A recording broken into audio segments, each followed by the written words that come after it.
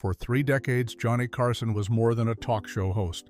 He was America's midnight companion. Over 22,000 guests sat on The Tonight Show couch, but only a handful ever made Carson truly light up, the ones who reminded him why he loved doing it in the first place. These weren't just great entertainers, they were people who brought out the real Johnny, the laughter, the admiration, even the rare tears. Some were legends, others surprising favorites, but all of them earned a permanent place in his heart. Let's count down the 7 Golden Age guests Johnny Carson loved the most, and wait until you hear who's number 3. When James Garner sat down with Johnny Carson, it never felt like show business. It felt like 2 old friends catching up after a long week. Garner, known for Maverick and the Rockford Files, brought an effortless charm that reminded Carson what a true movie star should be: humble, funny, and real. "Garner's what a movie star should be," Johnny once told a producer, "and most aren't." That summed it up perfectly. Garner didn't act like Hollywood royalty. He acted like a guy you'd want to have a beer with. He joked about his career, told stories about co-stars like Steve McQueen, and never once took himself too seriously. What Carson loved most was his authenticity. Garner treated everyone the same, from Ed McMahon to the stagehands. He'd remember people's names, thank the crew, and laugh easily. Johnny noticed that because he valued respect behind the scenes just as much as good timing on camera. Their conversations felt relaxed, genuine, and unscripted. There were no talking points, no rehearsed jokes, just good storytelling and easy laughter. Carson admired that Garner didn't need to perform. He just was. It was the kind of chemistry you can't fake. 2 pros who didn't need punchlines to make people smile. But while Garner brought out Johnny's down-to-earth side, the next guest touched something even deeper: the emotional heart Johnny rarely let the audience see. It takes a lot to move Johnny Carson, a man who built his legacy on composure, wit, and perfect timing. But when Jimmy Stewart appeared on The Tonight Show, he managed to do what almost no one else could: make Johnny cry. Their connection ran deeper than the typical host-guest routine. Stewart wasn't just another star plugging a movie, he was the embodiment of everything Carson admired: humble, sincere, and profoundly human. Jimmy was everything America wanted to believe about itself. Carson once said privately, decent, honest, the real deal. That authenticity came through every time Stewart sat on the couch. He didn't come with punchlines or pre-written anecdotes. He paused to think, stumbled over his words, and spoke straight from the heart. And that made him real, something Carson valued above all else. Then came the moment that sealed their bond forever. In 1981, Stewart read his poem, Beau, a tribute to his beloved dog. As his soft voice trembled through the verses, the studio fell silent. And for once, Johnny didn't crack a joke or fill the air with laughter. He simply listened. By the time Stewart finished, tears were visible in Carson's eyes, a rare, unguarded moment on national television. The audience saw something genuine that night: 2 men, one reciting a memory, the other feeling it as if it were his own. After that, Carson always made time for Stewart. Producers knew that when Jimmy was booked, Johnny would insist, give him a few extra minutes, whatever it takes. For a host who lived behind a carefully built wall of charm and control, Jimmy Stewart found the one door that opened straight to his heart. But while Jimmy brought tears, the next guest brought something Johnny couldn't resist: laughter so effortless it seemed like magic. If Jimmy Stewart touched Johnny's heart, Bob Newhart tapped straight into his comedic soul. Their chemistry was instantaneous, 2 masters of timing who spoke the same quiet, clever language of humor. Newhart didn't need big gestures or loud punchlines. He could make millions laugh with nothing more than a pause, a look, or a perfectly placed sigh. Johnny once called him the most effortlessly funny man I know, and he meant it. Unlike most comedians who arrived with pre-written material, Bob came to talk. Their conversations flowed naturally, often turning into improvised bits that had the crew laughing as hard as the audience. It was like watching 2 jazz musicians riff off each other, one director remembered. You never knew where they'd go, but it always sounded perfect. Carson loved that spontaneity.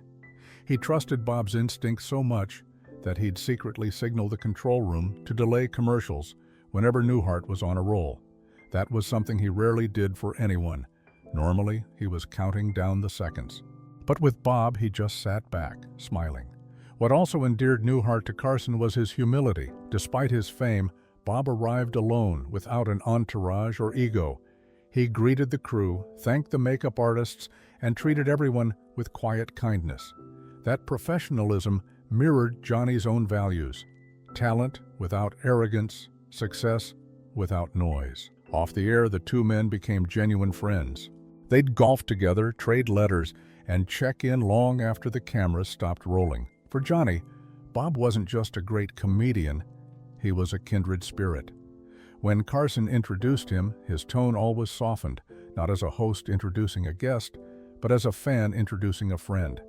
But if Bob brought quiet laughter, the next guest brought chaos, the playful, unpredictable kind that kept Johnny on his toes and cracking up for years.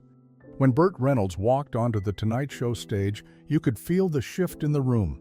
The energy got looser, the smiles got wider, and even Johnny seemed to drop his famous composure. Viewers didn't just tune in for an interview, they tuned in for the sparring match. At the height of his fame in the 1970s, Reynolds understood something most stars didn't. The Tonight Show wasn't about plugging a movie, it was about playing the game. "Burt gets it," Johnny once told a producer.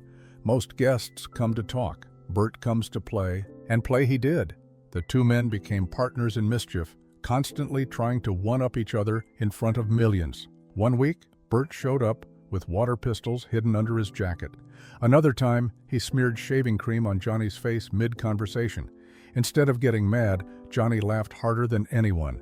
He loved the unpredictability, the genuine surprise that even he couldn't script. Behind the scenes, that friendship was just as real. Reynolds was one of the few major stars who could take a joke as well as he could deliver one. Carson teased him relentlessly about box office flops or high-profile romances, and Burt would just grin and fire back. That easy confidence, that ability to laugh at himself, made Johnny respect him even more. Producers say Carson would often use Reynolds as an example when coaching nervous guests. Just relax, have fun, be like Burt. Their chemistry captured everything great about live television: spontaneity, laughter, and a touch of danger. Every appearance felt like lightning in a bottle, and Johnny didn't want it to end. But while Burt kept Johnny laughing, the next guest, surprisingly, left him speechless. An old friend from Hollywood's earliest days who reminded Carson exactly where his craft came from. Of all the stars who joined Johnny Carson on The Tonight Show, none surprised viewers more than George Burns. Not because he was a comedian, but because he was nearly a century old and still sharper, funnier, and wittier than most people half his age. And what shocked fans most was how Johnny, television's king of late night, suddenly turned into a student in the presence of his elder. Carson actually got nervous before Burns appeared, something his crew swore they'd never seen. It was like watching a concert pianist prepare to play for Mozart, one producer recalled. Burns wasn't just a guest to Johnny, he was living history, a direct link to vaudeville and the foundation of American comedy itself. By the 1980s, George was in his late 80s and still coming up with new material. Johnny admired that deeply. "Most of us peak and hang on," he once said. "George just keeps climbing." When Burns got rolling, Carson would lean back and let him go, sometimes for minutes without interrupting, something he never did for anyone else. Even during commercial breaks, Johnny stayed locked in, asking about comedians from the 1920s and 30s. Crew members joked that Carson was getting a private masterclass in comedy every time George visited. Burns represented everything Johnny valued: timing, grace, and professionalism. No ego, no wasted words, just pure craft. "If Johnny likes you," George once said, "you're bulletproof in this business." And Johnny did like him, enough to yield his own stage to the only man who could out-timing the master himself. If Burns reminded Carson where he came from, the next guest reminded him why he loved the spotlight. Because some people, no matter how famous, could make the stage feel like home. Whenever Carol Burnett appeared on The Tonight Show, something instantly changed in Johnny Carson. The famously reserved host would loosen up, his posture relaxed, and the grin on his face turned completely genuine. It wasn't performance, it was friendship. Carson once told Ed McMahon, "Carol brings sunshine to the stage," and everyone who worked on the show agreed. Their chemistry was effortless. Where most guests carefully followed Johnny's lead, Carol matched him step for step, playful, quick, and completely unpredictable. They could talk about anything and make it entertaining. What Johnny valued most was her warmth. Carol didn't come with a list of talking points or an entourage. She'd stroll in, greet every crew member by name, and ask how their families were doing. That authenticity made her one of Carson's rare trust guests. People he allowed to break the unspoken rules of the show.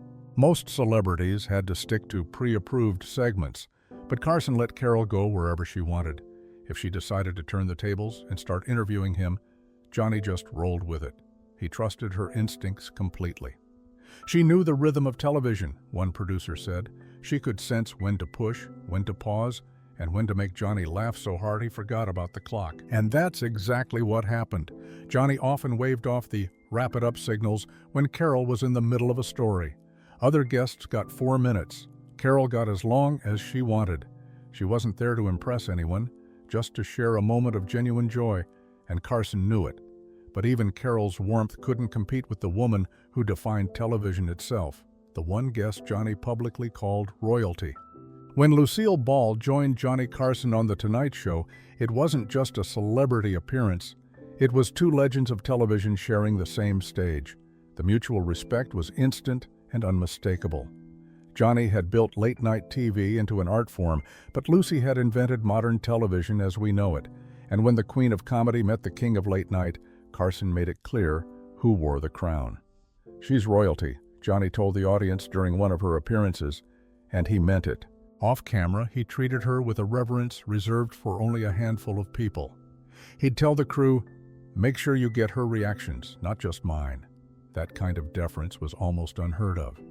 What made Lucy so special to Johnny wasn't just her comedic brilliance, it was her pioneering spirit. She had broken barriers as the first woman to run a major television studio, producing I Love Lucy through her own company, Desilu. Johnny admired that fiercely. "Lucy wasn't just the funniest woman in television," he once said. "She was the smartest person in television, period."